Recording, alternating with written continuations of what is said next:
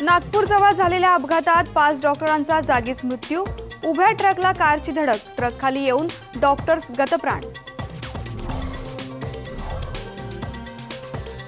साम सकाळने शोधला अरुणा शानबागचा गुन्हेगार सोहनलाल वाल्मिकी, पण आता प्रकरणाची फाईल बंद। एकाच गुन्ह्याखाली आरोपीवर खटला चालवता येणार नाही, मुंबई पोलिसांचं स्पष्टीकरण। वातावरणात उष्मा वाढला, देशभरात उष्माघाताचे 2000च्या वर बळी, तर पुढच्या 24 तासात मान्सून केरळमध्ये धडकण्याची शक्यता।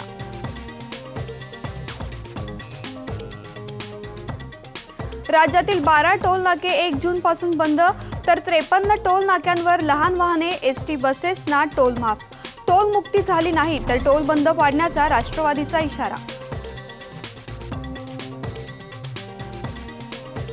स्कूल बसलाही टोल मुक्ती द्या, अन्यथा टोलचा भार विद्यार्थ्यांवर टाकू। स्कूल बस मालक संघटनेचा पवित्रा, तर स्कूल बसलाही टोल माफ करण्याचं चंद्रकांत पाटलांचं आश्वासन।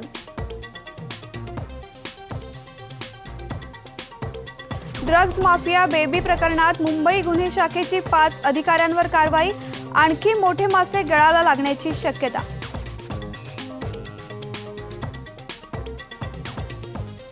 मुंबई विद्यापीठातून एटीकेटी हद्दपार होण्याची शक्यता, वर्ष वाया न जाता विद्यार्थ्यांना आवडीच्या विषयातून शिक्षण पूर्ण करण्याची संधी। महाकबड्डी लीगमध्ये आज महिला गटात बारामती विरुद्ध सांगली झुंजणार, तर पुरुष गटात रायगड विरुद्ध नागपूर भिडणार। कोण होणार विजेता याची उत्सुकता शिगेला।